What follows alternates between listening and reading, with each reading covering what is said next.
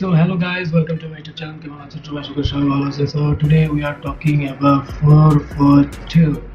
So yeah, this is so much important and সবথেকে classic একটা formation নিয়ে আজকে আমি কথা বলবো, যেটা নিয়ে পৃথিবী অনেক ক্লাব খেলে আসছেন আগের থেকে এবং অনেক আমাদের ভালো একটা জয়লাভ করে আসছে. সো আজকে আমি 442 নিয়ে অনেক রিসার্চ করছি, রিসার্চ করে হচ্ছে আপনাদের সামনে এসেছি আমি যে কিভাবে খেলবো 442 দিয়ে. সো ফার্স্ট অফ অল আমি আগে বলবো যে আমাদের হচ্ছে 442 দিয়ে হচ্ছে কারা কারা খেলেছিল ইন্ডিয়াতে. ফার্স্টে Manchester United, Atletico Madrid. Manchester United কিন্তু হচ্ছে স্যার অ্যালেক্স ফার্গাসনের আন্ডারে 442 খেলছিল. সো নাম্বার 2 হচ্ছে অ্যাটলেটিকো মাদ্রিদ আর টিয়াগো সিমন, যে হচ্ছে তরমুজ বিক্রেতা. সো সেকেন্ড হচ্ছে রিয়াল মাদ্রিদও খেলছিল, জুভেন্টাসও খেলছে, বায়ার্ন মিউনিখ খেলছে, ফ্রেঞ্চ ন্যাশনাল টিমও খেলছে, পর্তুগালে খেলছে ক্রিস্টিয়ানো রোনালদো থাকার সময়, এবং মডার্ন ক্লাব হচ্ছে তোমার Arsenal, Inter Milan, Leicester City and Tottenham খেলছে 442 because this is the so much basic এবং ক্লাসিক একটা ফরমেশন, যেখানে হচ্ছে ডিফেন্ডারও স্ট্রং থাকে, মানে ডিফেন্সও স্ট্রং হবে, অ্যাটাকিংও স্ট্রং হবে, বিকজ এখানে হচ্ছে লেফট উইং এবং রাইট উইং দিয়ে হচ্ছে একটা ভালো একটা ইনপুট দিবে. সো চলেন শুরু করা যাক. So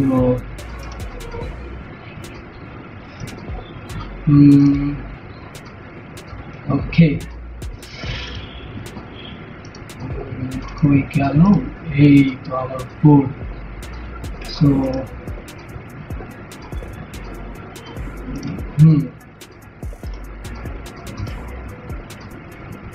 so this is my board. so চলেন আমি প্রথম থেকে আপনাদের শুরু করি. সো এই যে এটা হচ্ছে আমার 442 বেসিক একটা ফর্মেশন, এবং এখানে হচ্ছে ওদেরকে আমি আবার সে আগের মতো হচ্ছে 4-2-2-2 তে খেলাবো.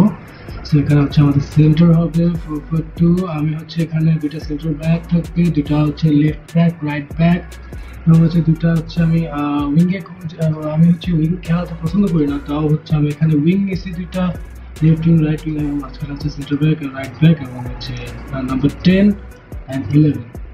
সো চলেন শুরু করা যায়. দেখি আমাদের প্লেতে আমি আগে থেকে অনেক সাজায় রাখছি যে কে করবে, বিকজ এটা একটু আপনাদের কাছে একটু প্যারা হয়ে যায় যে মাঝখান থেকে শুধু সাজাতে হয়. সো আমি আগে থেকে সাজা রাখছি. ফার্স্টে আমরা এখানে হচ্ছে দুইটা স্টেজে হচ্ছে আমরা করব, ভাগ করছি. একটা হচ্ছে অ্যাটাকিং, একটা হচ্ছে ডিফেন্ডিং. সো চলেন শুরু করা যাক. সো আমাদের 11 নম্বর হচ্ছে 11 নম্বর জার্সি হচ্ছে আমি ফার্স্ট টাইম ওকে হচ্ছে সেন্টার দিলাম. সো সেন্টার করলো, তো সেন্টার করে হচ্ছে নাম্বার 10 কে দিল. কে হচ্ছে একজন স্ট্রাইকার. সো নাম্বার 6 হচ্ছে আমার centre back, centre midfielder. So সে তার নিজের পজিশন যখন করতে যাচ্ছে, নাম্বার থেকে পিছিয়ে পাস দিয়ে, ব্যাক পাস দিয়ে. সো এখানে সবাই হচ্ছে সবার নিজের পজিশন হচ্ছে করলো, হোল্ড করলো. সো এই যে এখানে হচ্ছে নাম্বার 4 কে দিছে. সো নাম্বার 4 হচ্ছে নাম্বার 7 কে দিছে, নাম্বার 7 ফাঁকা. তো এখানে 9 হচ্ছে দাঁড়ান, 9 হচ্ছে এখানে করলো, তার নিজের পজিশন গ্র্যাব করলো. সো 7 হচ্ছে একটা পাস দিল, এবং 9 হচ্ছে একটা থ্রু পাস দিবে. সো থ্রু পাস দেওয়ার পরে হচ্ছে সে আগে যাবে, বাট এখানে 6 হচ্ছে কে একটু পুশ দেওয়ার কথা ছিল, দাঁড়ান এটা আমি দেইনি, কারণ কেন জানি দেওয়া হয়নি. ওয়েট, নাম্বার 6 আর নাম্বার 7, এই যে বলটা দিল নাম্বার 7 কে. সো যখন পুশ দিচ্ছে এ আসবে, সো সবাই ব্যাক করবে, বুঝছেন. সো ব্যাক করার কারণে হচ্ছে আমার এখানে দুইটা হচ্ছে সেন্টার ব্যাক থাকবে, এটা আগে আসলো. সো এবার শুরু করেন. এই যে নাম্বার 4 হচ্ছে একে ধরতে যাবে, বাট সে যখন পারবে না আরেকটা থ্রু পাস দিবে নাম্বার 6 কে. সো এখানে চাইলে নাম্বার 11 দিয়ে আমি শেষ করতে পারি, বাট আমি নাম্বার 9 দিয়ে শেষ করছি, কারণ এটা একটু ইজি হয়, বেশি পাশাপাশি আমার সবার পছন্দ না. সো এই যে আমরা হচ্ছে ক্লিয়ার করে দিলাম. সো দ্যাট ইজ মাই হচ্ছে অ্যাটাকিং. সো এখন হচ্ছে আমার প্লেয়াররা হচ্ছে সবার পজিশন নেবে. সো একটু এটা তাড়াতাড়ি করি. হিয়ার ইট ইজ, যে আমার প্লেয়াররা হচ্ছে পজিশন নিচ্ছে. সো সব বলতে গেলে সব থেকে ইজি ইজিয়েস্ট এবং সব থেকে বেস্ট একটা এক্সাম্পল হচ্ছে ফুটবলের মধ্যে 4-4-2। সো এটা অনেক উপকারী একটা ইয়ে, বিকজ আমার এখানে ডিফেন্ডার 4টা, মিডফিল্ডার 4টা এবং 2টা স্ট্রাইকার। সো এখানে এন্ট্রি করাটা খুব ডিফিকাল্ট। সো ওরা এখন স্ট্রাইক ইয়ে করবে, সেন্টার করবে। আমার এখানে সবাই রেডি, তার নিজের পজিশন গ্র্যাব করতেছে। সো আমি এখান থেকে হচ্ছে আলাদা কোনো ইনস্ট্রাকশন দিব না, ওদেরকে দেওয়াই আছে ওরা কী কী করতে হবে, এটা ওদের সবাই ভালো করে জানে। সো দিল ব্যাক পাস, আমার দিকে অ্যাটাকার হচ্ছে তাকে অ্যাটাক করতেছে, মানে প্রেস করতেছে যাতে সে বলটাকে গ্রিপ করে রাখছে যাতে তারা একটু ইয়ে করলে পাস দিতে পারে। সো এর আগে যাচ্ছে, আগে যে হচ্ছে নাম্বার 2-কে দিবে। সো এখানে একটু ভুল হয়েছে, ওয়েট নাম্বার 2 এই যে কি হচ্ছে একটু এদিকে যে বলটা নিল।